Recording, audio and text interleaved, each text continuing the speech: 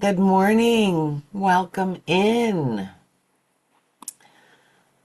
I think that we still have folks coming in. I'm so happy to see you all here for April's Employment First Topics and Tactics. Love seeing your smiling faces. I'm going to go ahead and get us started. So, thank you all for being here. Your time is valuable, and when you choose to spend this hour with us every month, we appreciate it. If you want to say hello in the chat, it's lovely when everyone gets to see who else here. My mouse stopped working. Okay, here we go. So this is the second Monday of the month, so it's Employment First Topics and Tactics, our monthly series designed to equip job seekers, employment professionals, parents, partners, any stakeholder with tools and strategies to advance employment first principles in Arizona. I don't have to give a reminder to our speakers because I'm our speaker today. We'll get to that. We want to start with the University of Arizona's land acknowledgement. We respectfully acknowledge that U of A is on the land and territories of Indigenous peoples. Today, Arizona is home to 22 federally recognized tribes, with Tucson being home to the O'odham and the Yaqui. We are grateful to be on this land, and we pay our respects to our elders, past and present. We always have to be mindful of those who've been here before us. Employment First Topics and Tactics is funded as part of the Employment First initiative by Arizona Vocational Rehabilitation. Our initiative promotes competitive integrated employment for all Arizonans, especially and including those with disabilities. We do this every month and we have some great topics lined up, so please make sure you're registered for all of the upcoming sessions. And if you encounter any accessibility issues at any point during today's discussion, reach out to the person in the chat that's Sonoran Center, and that's Ava, and she will help you. She's very good about that. And I have one bit of advertising before I get started in today's topic. Our initiative, the Employment First Initiative, is actively seeking stories related to self-employment. We will be for quite some time, so y'all are going to hear me repeat this every month. If you are an entrepreneur with a disability or you've worked with entrepreneurs, we would love to hear your experiences. We are looking for people's success stories. We are also looking for stories that share the hard times people have had that maybe haven't turned out the way we wanted. We want to know the reality of what business owners with disabilities are facing today. If you're connected to any groups that support this work, please connect us. Just reach out to me or to Employment First in general. And we appreciate all of your ongoing support for all that we do to advance Employment First and to increase CIE outcomes. And my allergies are killing me, folks, so I'm going to have to drink a lot of my water today. Okay, so I'm going to introduce today's speaker. And again, every once in a while this happens where it's a little bit awkward because I'm going to introduce myself. I am your guest speaker today. Please don't be disappointed. I think by now most of you know me as the Arizona Employment First Coordinator working for the Sonoran Center, and I'm thrilled to be that.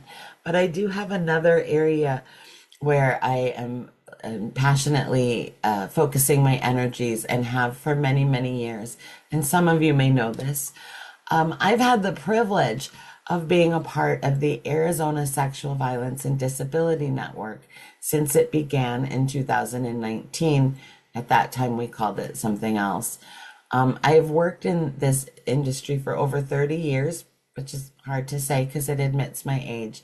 Most of my service has been in the service provider side of this industry, and I have encountered and worked with and supported far too many people who have had experiences with sexual harassment, abuse, violence, the whole gamut.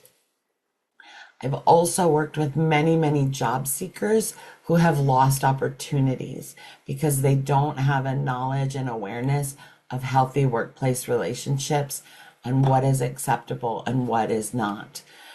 So these experiences, the countless stories in my head, have really motivated me personally to raise awareness so that we can minimize risk, so that all professionals and job seekers and people we support are aware of the resources, so that we can prevent and respond to all of these situations that come about from abuse, neglect, violence, sexual violence, so that we're really preparing people to be successful. The Sonoran Center has been a leader and a strong partner in this work for many, many years. And we currently have a project called the From Silence to Safety Project. We're going to talk a little bit about that and how it all intersects with disability employment today, because all people have a right to work. We know that. That's part of employment first messaging. All people can succeed in the workplace with the right supports. And in addition to that, all people have a right to have healthy relationships and experience success in the workplace. So as professionals, most of us on these calls are the professionals, we have to engage in efforts to educate our job seekers and the employees that we are supporting so that they can develop healthy relationships and minimize risk in their job journey, their employment journey. So I hope you all find this discussion meaningful. I'm going to go ahead and share my screen and get us started. As usual, if, raise your hand, come off mute, ask questions in the chat. Now I seem to have lost my PowerPoint. Give me just 1 second. I found it. I want this to be a dialogue. I don't want this to be me just talking at you. You guys know that's boring for me. It's boring for you. So I hope this is a dialogue. And you guys just keep me focused, okay? So I want to start just by saying what I think y'all know, that this is a sensitive topic. So be aware of that. And I'm going to repeatedly bring it up because it's important that y'all take care of yourselves while we discuss heavy issues, okay? So here we go. We are going to talk about healthy relationships in the workplace. It's incredibly important that we are working with our job seekers and employees to understand what those are. We're going to talk about employee rights in the workplace. We all have them. We're going to talk about different types of harassment, but we are going to focus a bit on sexual harassment. We're going to share some resources and practical strategies of what to do if you are in an experience or your job seeker reports an experience. And we're going to share all the resources that you should need and have time for discussion. And again, if you have a question as we go, please jump in. I know some of you also work in this area. But as we get started, I think the most important thing I want to say is this is a sensitive topic. And if any of you, as we go through this, you start to feel uncomfortable, be aware of your reactions physically, emotionally, and mentally. And if you need to step away from this conversation, please do. This is the intent of today's session, is not to cause distress for anyone. And these are real heavy issues. So as we go through the next hour, be mindful of your own responses. Be respectful of each other. Please don't share any personal stories about others unless they have somehow said that that's an okay thing to do. Participate as you're comfortable. If you need to step away, that's very, very understandable. Our goal is to increase learning and safety for ourselves and the people that we support. It is not to stress you out or put you in an uncomfortable position. So So do what you need to do to take care of yourselves, please, while we go through these things. But it is important that we have these conversations, as hard as they are. People with disabilities are 4 times more likely to experience harassment at work, including sexual harassment. Everything we do is about supporting people to be successful in work. And we know when people go to work, they're more likely to be harassed. So it's important that we address this. And Gina's personal opinion, I'm going to say my personal opinions quite a bit. I don't think our system does enough to help people understand what the risks and the expectations are. And I think we need to do more. So that's why I'm talking to y'all about it. Everyone deserves to feel safe at work. Respect helps workplaces succeed. And when we understand the boundaries that need to be set, we're protecting ourselves and we're protecting our coworkers. And I guess that is something I want to note as well. I'm framing this because we're the professionals supporting people to work, but we are all also employees. And sometimes these are good reminders for all of us. There are states that have harassment and sexual harassment training that are just required for employees. We don't live in one of those states. So not everyone is given the opportunity to participate in any sort of training to identify harassment. I think all you folks who work for the state have that kind of training. I know I had it with my onboarding at the Sonoran Center, but a lot of professionals don't even have that training for themselves. So we really want to know for our own safety and for the folks that we're supporting. Okay. So healthy relationships. That seems like something we all know, right? But we're going to identify what a lot of that is. What's healthy in the workplace. That's different than what's healthy in a school, or appropriate, I should say, in a school environment or in a social environment. The setting that we are in determines what is healthy and appropriate for that setting. So we're talking about workplaces. And when we're in the workplace, it's important that people be treated and treat others with respect. It's very necessary for building the safety and security that we're all respectful with each other. Within our workplace, I guess another thing to note is it's not just how you treat the people that you work with because they work in the same organization that you do. It also involves working with clients, working with funders, working with colleagues that work in other agencies. These are the interactions all around. All of our workplace interactions need to be grounded in respect. We want to ensure that we're engaging in professional behavior. We're not out on a Friday night in some social environment. Some of the things we say need to be different. What we share, how we comment, we need to be mindful of where we are. Having clear communication is always necessary to ensure that our relationships are healthy and mutually supportive. We need to say what we mean and mean what we say and do that in a nice, direct, respectful way. And that's, again, where those boundaries come in. It's not the same as being social. Many of us act differently. If we're with our friends, maybe we hug on each other more. Maybe we use different language, but when we're at work, that needs to be a little bit different. And sometimes our job seekers are not aware of these distinctions. We have to tell folks it's different in the workplace. There are certain things you're not going to talk about. There are ways of speaking and communicating that are different when we're in the work environment. And we want to have support for our coworkers. We want to proactively be a team member that supports others. So those are some of the things, again, basic, right? Like we know this, we can all identify what's healthy in the workplace, but do we stop and share that with our job seekers?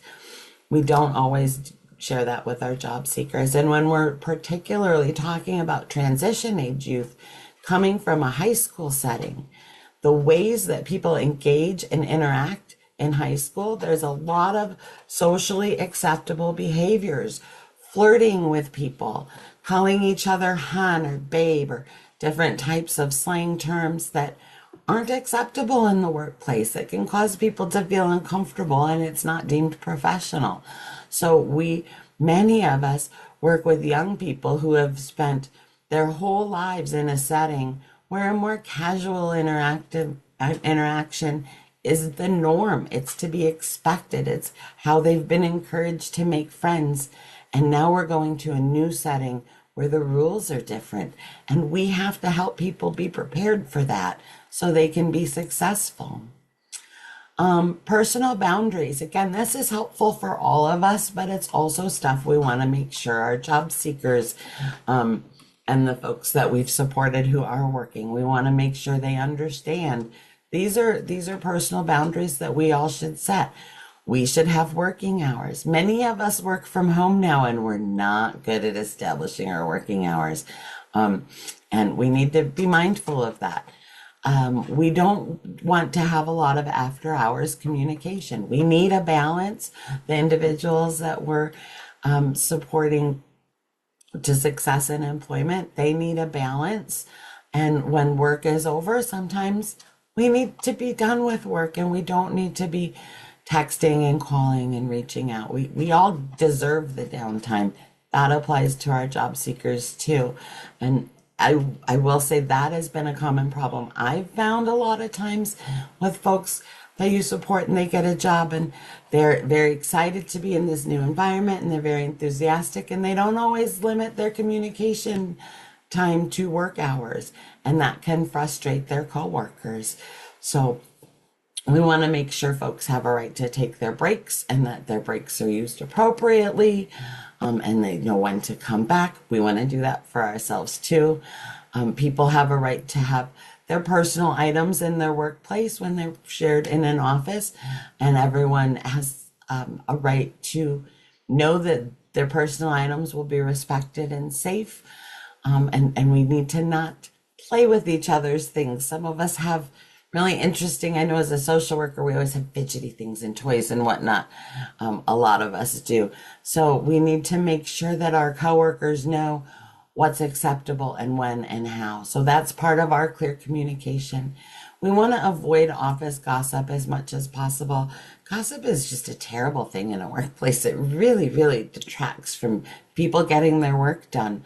And again, when we talk about our transition age youth who've maybe been in a school setting, and gossip is sometimes how our social bonds are formed at that point in life, when we move into a work setting, it's really detrimental, and we need to help folks to understand that. We need to manage our work capacity and say if we can't do things when people are offering us extra projects and tasks, we need to let our job seekers have that same autonomy and understanding. It doesn't mean we say no because we don't like things. It's can we realistically accomplish this goal? And we need to be mindful if we can't. We need to let the individuals we're supporting understand how to make that determination and how to advocate for themselves. And we want to keep our personal life and our professional conversations separate. Many of us form friendships at work. And that sometimes can be a navigation, right? And these are things we often learn through time over experience, and we need to try to arm our job seekers with this information as we're off on that road. So we all have rights. We do have rights in the workplace. We have the right to be treated with respect. We have a right to work without harassment of any kind. We have a right to report any concerns that we have. If we're feeling that we're not respected or that something is happening that shouldn't, we do have a right to report our concerns and feelings. We have a right to ask for help when we need help. And we have a right to feel safe. Across environments, we all have a right to feel safe. Safety is incredibly important. Because we all need to be safe. We need to be in a safe space. But we're also going to be more successful in everything else we're doing if we feel that safety. When we feel that we're on shaky ground, that things could go sideways, we're less productive. It's not good for us. It's not good for us emotionally. It's not good for us in any way. Okay, so that was kind of setting the stage for how it needs to be, what it should be for all of us, and how we all need to work to ensure that's how our workplaces are. Now we're going to talk a little bit about the things that can go wrong, because we wouldn't have to talk about how it needs to be if there weren't things that were working against that, right? So there are a lot of types of harassment that can occur in the workplace. There is verbal abuse. I think we all know what verbal abuse is. Some people might call it teasing or joking, but if it's harming someone, it's verbal abuse, right? If your joke is hurting someone, it's not actually a joke. There's physical harassment. Like, touching people, moving their things, blocking a path. You have to be very mindful if people have mobility aids. You can't block their path. You can't like take someone's cane. These are all physical harassing behaviors. It needs to not happen. And our job seekers need to know that they have a right to be protected from all of this. There's psychological and bullying behaviors. There are a lot of microaggressions out there in the world, especially directed at people with disabilities. Please note this is not disability specific.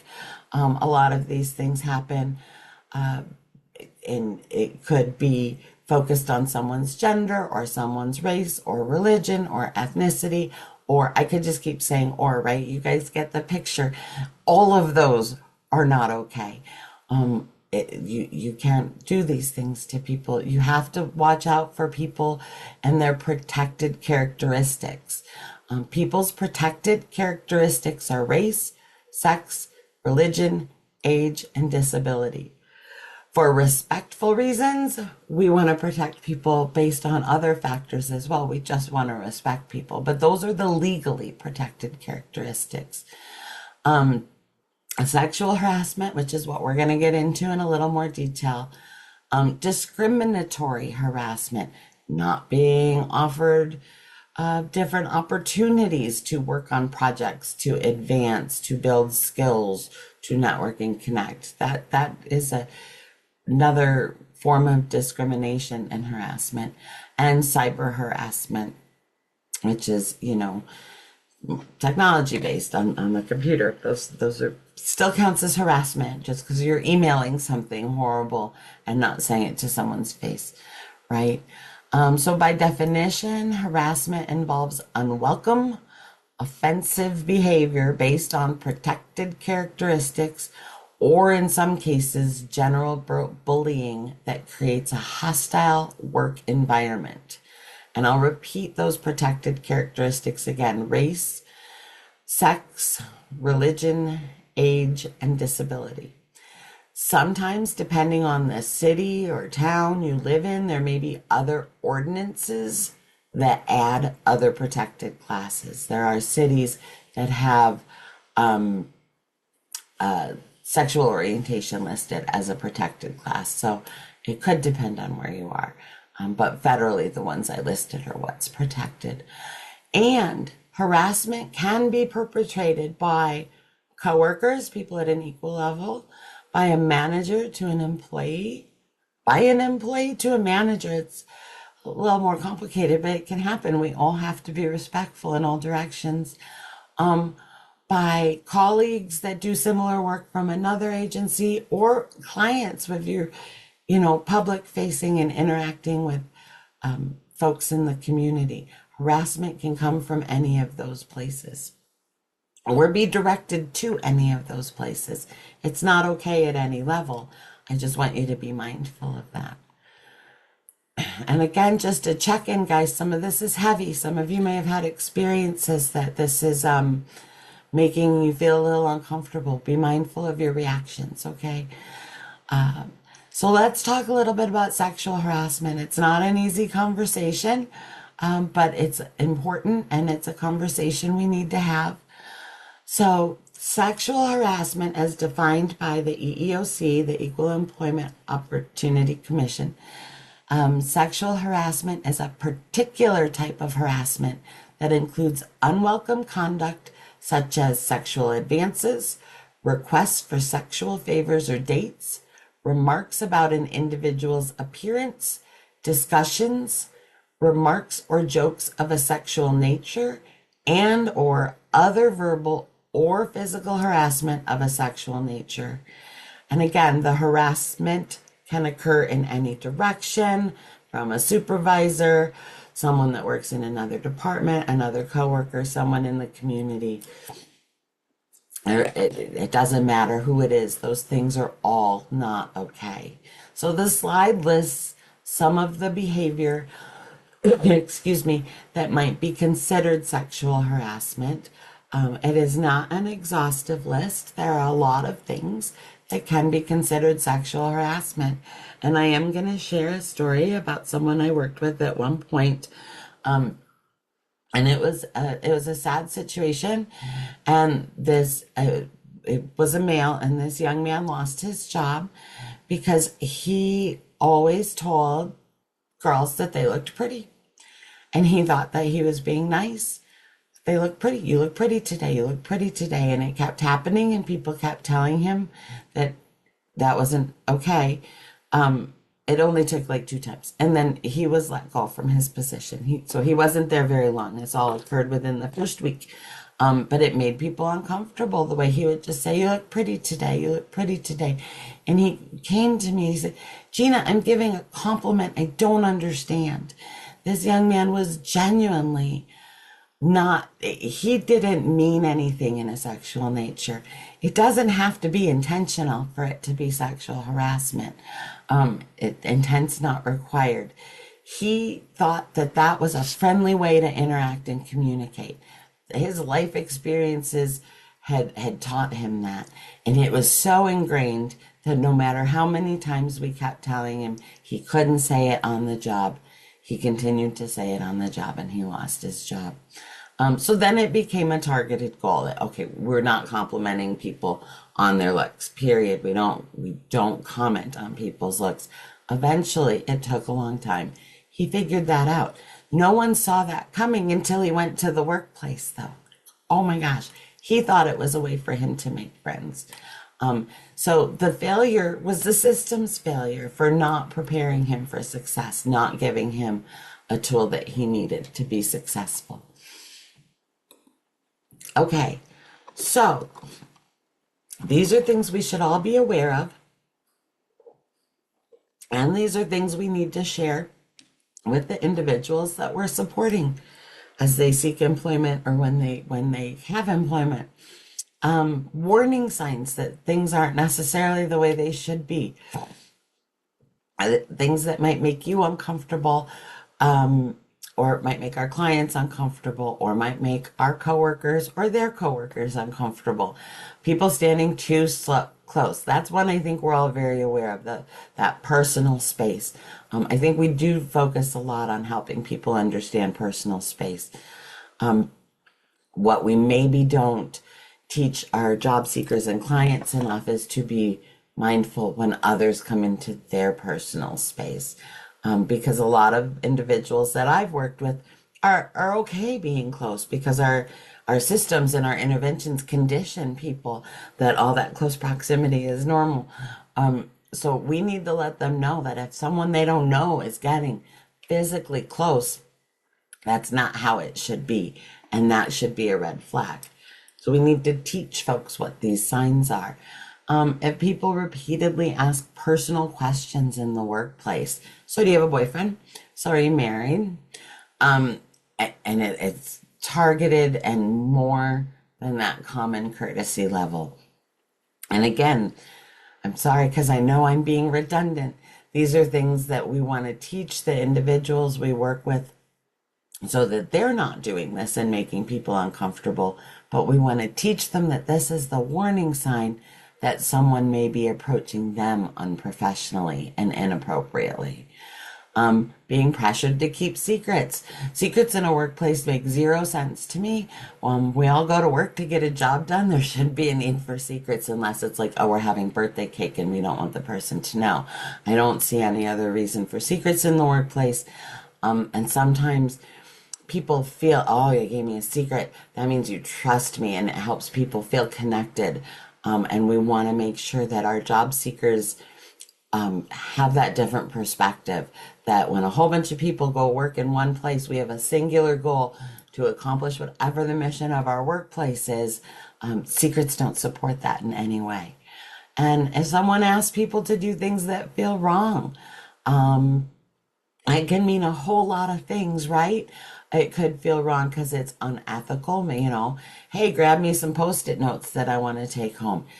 That's wrong, and we need to let people know that it's wrong, but there's varying degrees of wrong.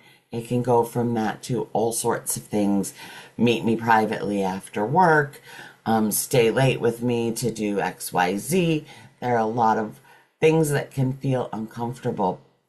So when we all of us and our job seekers just do what's generally known to be following the rules, we're all protected. We're all in a safer place.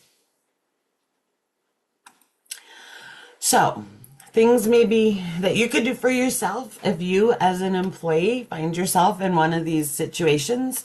Again, ranging from someone being casually nosy to someone touching you inappropriately, telling you a joke that is crossing a definite line, or anything in between. Doesn't matter what level it is. When you're the employee and you're uncomfortable, you say, please stop. I'm not comfortable with this. It is okay to say that. We are very allowed to say that we're not comfortable with things when we know that they've crossed that line. That's why we need to know where the line is. And again, we all know this. We need to make sure our job seekers know. They can say, we're crossing a line and I'm uncomfortable. Please stop. Physically move away. If you don't feel safe, you don't need to stay where you don't feel safe. Write down what happened if you're able. Document it in some way. And this is something we should encourage our clients to do. Most of our clients have phones. So if they're in a situation and they're concerned about it, they could do a voice to text. There are record options, right? We need to make sure that they know that we should document what happened in the way that is easiest for them, because everyone has different ways that are going to work for them to document things. So we have to make these plans in advance so they know how to respond in that moment when they're a little scattered or worse because something has happened. And we want to tell someone we trust. We want our job seekers to know that they can do that, and we all need to know that too.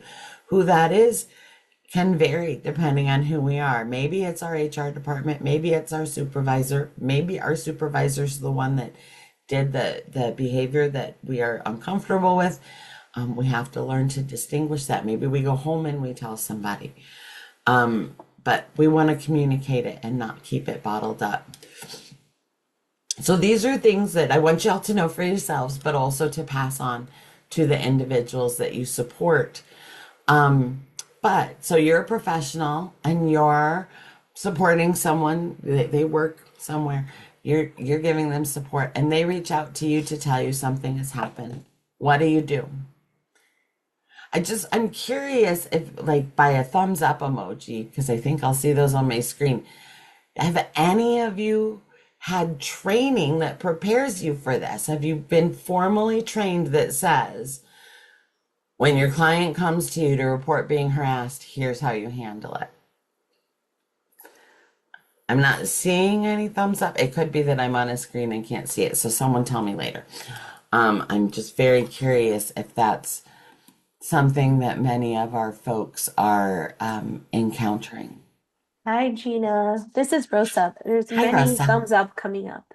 Oh, thank you for letting me know. Okay. Well, good. Then hopefully that means some people have had those training. So that's good. I'm glad some of you are getting it. I don't think I ever have in all my years of doing this.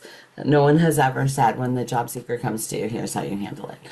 But so if one of your clients, or for that matter, coworker or friend or anyone in your life, because this is like unfortunately an issue across the world, if someone comes to you and says something happened, whether it be they told me, a coworker told me a racist joke, to the unthinkable where someone has been physically assaulted or attacked, your job is to be calm and listen and believe them. Don't try to poke holes in their story. Don't say, but what? Just listen. Validate what's happening. I'm sorry this has happened to you. Tell me what happened. You can document what they're telling you. You're going to have reports to write if it's a client, right? If it's a coworker, you may have an incident report to file in a totally different way. So it's okay for you to document what they tell you. Don't push them for more detail. It's not your job to investigate. But if they tell you something, you want to make sure you get it right. You don't need to verify it. You don't need to say, well, where were you? Well, where were they? You're not the investigator. Just collect what information you can, validate their feelings, ensure their safety. If they're somewhere and they're calling you, where are they? Are they still in a place with the person who hurt them? Like, we need to ensure their safety, and we need to help them when they're ready. They may not be ready in that immediate moment. We need to help them understand that there are resources if they need support. And we're going to need to file a report depending on where we're at in this situation, right? Is it an internal coworker and we're filing a report with our HR? Has a crime been committed? We need to call the police when crimes are committed. We are mandated reporters. I want to be super duper clear on that. There are some rare exceptions, but all of us receiving, I'm assuming most of you receiving some level of public funds through DDD, Voc Rehab, Medicaid employment services, we're receiving some sort of public funds. We're mandated reporters. So when someone that we are supporting reports abuse or neglect, it is our job to report it. So it might be with DCS, it might be with APS, it could very well be with the police, dependent on what exactly it is. I'm sure you have internal processes within your organizations. But you're not trying to verify, you're not trying to investigate. You are reporting what was reported to you, no more and no less. It is also important to let your client know you're a mandated reporter when they say something that triggers that threshold because it's abuse, neglect, exploitation, or criminal. You need to tell them. I have to tell someone, and you tell them who you need to tell. You don't want to be dishonest. You don't want to withhold information. They've been victimized. It doesn't help if you're not honest with them. They need to know they can trust you. So be very aware that you're a mandated reporter. And I think I covered all my notes on that slide. Okay. There we go. So, different potential resources for who can help. A supervisor or manager hopefully will be helpful. So I'm speaking from the perspective of the employee who's experienced the abuse, the neglect, the harassment, whatever it is. Their supervisor or manager may be a support. They may not. We all know that ideally that's how it's going to work, and it might not be. So that is something to be mindful of.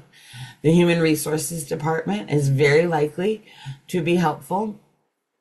And that is an important resource for you to make sure your job seeker is aware of. The job coach or employment specialist, which is going to be a lot of the folks on this call and a lot of the folks on our teams, right?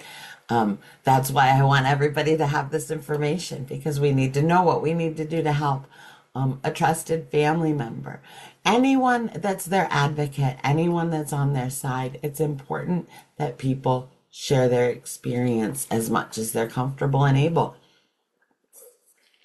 So those are just the people within the inner circle, right? If your client comes to you and says, something happened and I don't want to tell you about it, that happens. I've had that experience. Just encourage them to find their safe person to report it to, and that it's someone you know is going to follow through in the correct way. So here are some resources. These slides are going to be posted. Like they always get posted and the links work. I checked them. They should all work. I'll check them again before we post them. So if someone has experienced harassment or discrimination in the workplace, including sexual harassment, there's the link to the Arizona Civil Rights Division, and there's the link to the U.S. Equal Employment Opportunity Commission. Those are both two avenues to file a formal complaint of harassment or discrimination in the workplace. Okay? Those are not places to get support. It's just to document the complaint, right? These are the really important links where people who have been harassed, who are in need, can get support for domestic or sexual violence resources. So again, this isn't a general workplace harassment. This is specific domestic and sexual violence resources. There's the National Domestic Violence Hotline, the Arizona Coalition to End Sexual and Domestic Violence. I'm going to talk a little bit about them more in just a moment. And they are here in Arizona. There is the National Sexual Assault Hotline, and there is the Strong Hearts Native Helpline. I'm hopeful that this is enough resources that if somebody needs to, they can get where they need to go.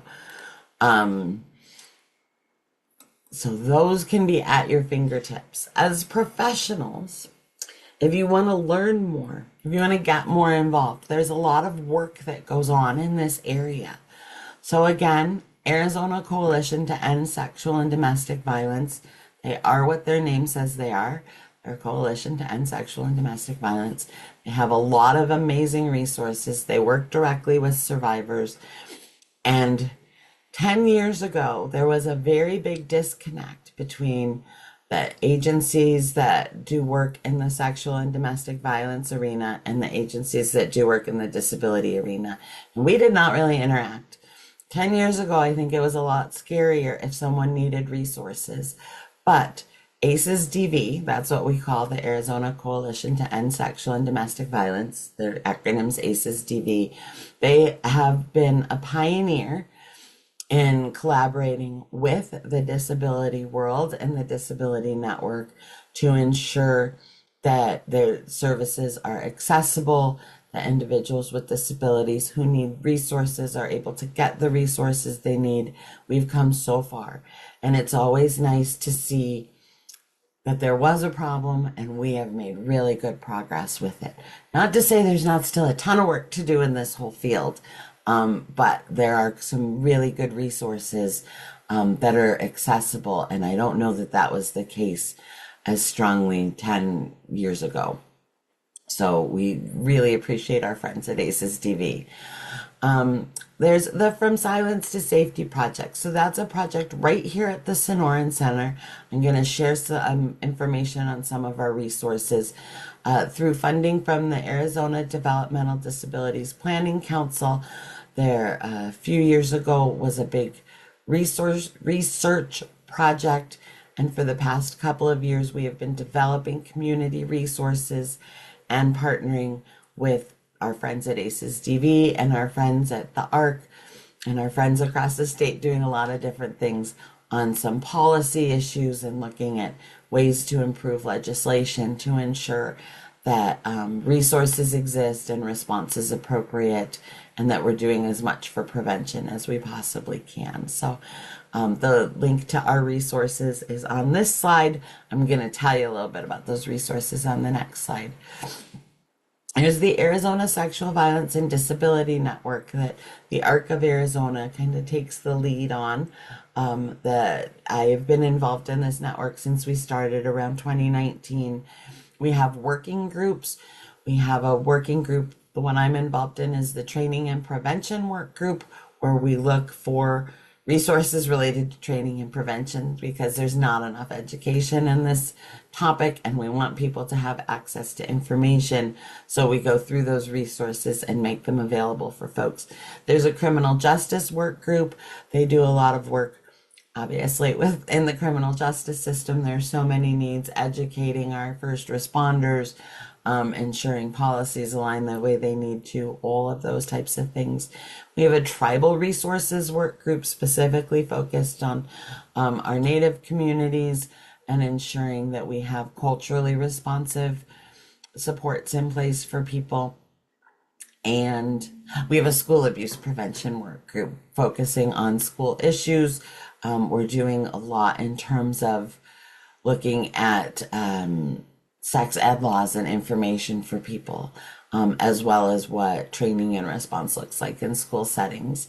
So, if you're interested in the network, we have quarterly full network meetings. All those work groups meet more often and get the work done. And we would welcome your participation. And then there's a link here for some safety planning resources. So just if that's something you're in need of in your agency, how do we plan for some of these things? This is specific for people with disabilities. So hopefully you guys will find these resources useful. And again, we'll get this PowerPoint posted and you can just click the links to get what you need. So within our Sonoran Center project, I told you the From Silence to Safety project recently just introduced information sheets. Oh, because I neglected to mention April is Sexual Assault Awareness Month. That's why we're doing this topic this month.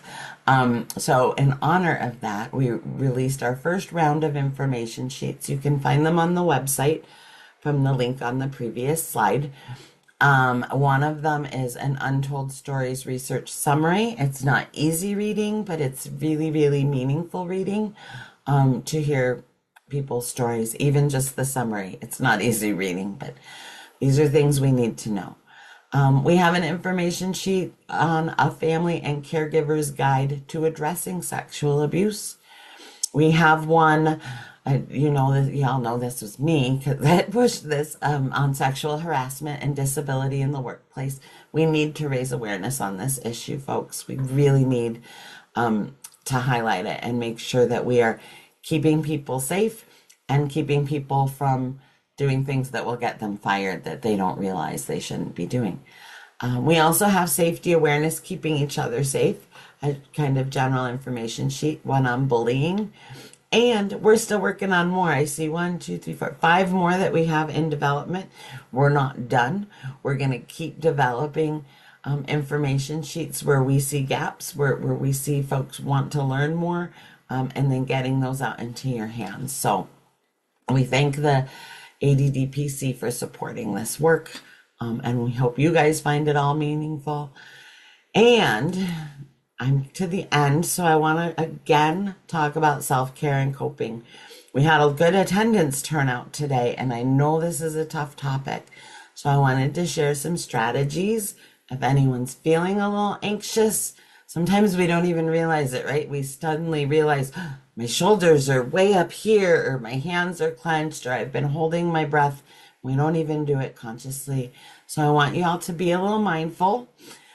Think about some of these strategies if something can help you process this conversation. I know it's kind of a tough conversation, and I know I go through it breezy. I've been in these spaces, having these meetings a long time. I want you all to take care of yourselves. So deep breathing and meditation. Change the scene. Go for a walk. It's actually nice out in Arizona, so I don't know which parts of the state y'all are in. I'm in Phoenix. It's nice out. It's so confusing. Validate your feelings. Acknowledge if you have stress. Don't stuff it. Don't hide it. It's okay. It's natural. I'd be more worried if you didn't feel your heart pounding a little bit after this.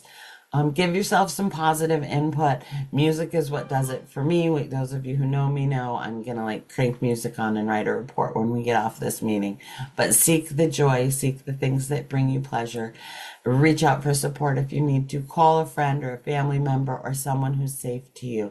But be aware that we had a hard conversation, and it might be giving you some feelings, and that's okay. That's normal. And then the last slide is just my contact information. So I'm going to stop my screen share. We do have a few minutes, and I would love us to have more of a conversation. If anyone has questions or thoughts they want to share, now is the time, my friends. And I haven't seen the chat at all, so now I'm going to check it out.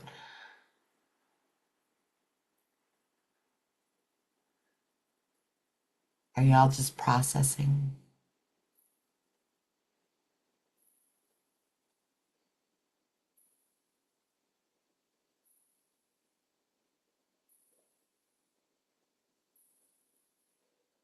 I'm not used to you guys being quiet. I'm worried I've done something to you. I see Callie. Maybe Callie's going to talk. No, I was just going to say your information was wonderful and it was a great reminder. And I have not had training of what do I do with it when I have a job seeker that might come to me with this information. So thank you so much for sharing. Absolutely. Thank you, Kelly. That was kind. And now y'all are just giving me nice words in the chat. I was not seeking affirmation, I promise. It is heavy. So y'all are processing. That's cool. Take care of yourselves. Don't rush into your next meeting head first. Give yourselves a few minutes. It is a lot to process. Um, I'm seeing sometimes folks are engaged in social emotional skills and pragmatic language skills building, and they may be shown certain tools to shortcut conversation starters to use to navigate in uncharted waters with varying levels of social emotional awareness skills. Sometimes that includes not knowing what to say and how to adjust. These skills may not translate across all settings. Oh, yeah, this is a really good point. This is, if y'all are seeing in the chat, they may be taught tools of asking questions about others, giving compliments. Exactly. And then we're not teaching them to differentiate in the different settings. And we sometimes, we're setting folks up for failure sometimes because of it. And that's not what we want to do. My friend Tana. Hi, Gina. I had a question about because I work with youth, what Mhm. can be done to help them be aware of protecting themselves against this issue? Because I have an example of a situation that happened years ago that still haunts me. And I was working with a youth with a disability, and I stepped away from her. It was, in a public place, like a career center. And she was sitting kind of in the lobby area. I stepped away from her for probably not even 5 minutes. And I come back out, and there's a man, standing over her, sitting, well, actually was sitting right next to her. And it just gave off the predator vibe. And it's like, it scared me because I'm like, and the room was full of people because it was a career center. And how did he target her? In that short time that I left her alone. And, I just went over there and, you know, got her up and we went into the other room and, it was a little scary because I thought, there's a certain level of vulnerability with to people with disabilities in general that they have to be aware of and deal with. But it really came out that day in that experience. And ever since then, I've been on high alert about situations like this. So, what can be done for youth in particular to, help them in a healthy way to protect themselves, but not to be like, always frightened for their safety? Exactly, because that's a fine line. And they will say predators know, they know where to look. They seek out people who have what they perceive as a vulnerability, and they'll perceive disability as a vulnerability. But the only thing that really makes it a vulnerability is, hopefully to answer your question, Tana, because we don't tend to educate people with disabilities. That's what makes them vulnerable. The status of being disabled is not what makes someone vulnerable. It's the fact that as a society, we often aren't educating people. Education is the key. That is really tricky when we talk about young people, because they are I'm thinking of people of minority status, meaning their parents are responsible for them. They are not over the age of 18. They are not over the age of majority. And parents, I'm a parent of neurospicy kids. Those of you who know me know that. Parents are sometimes the barrier because they're afraid of us sharing information. Youth with disabilities receive sex ed in school less than youth without disabilities. And in Arizona, sex ed in schools not really a very strong topic that's presented.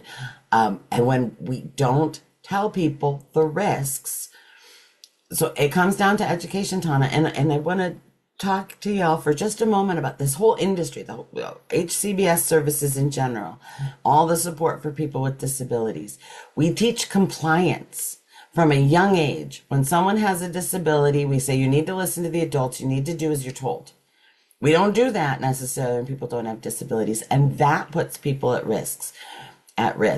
So if a young person's parent is not comfortable with them having a full, open, and honest conversation about sex and risks and boundaries and consent, sometimes our hands get tied.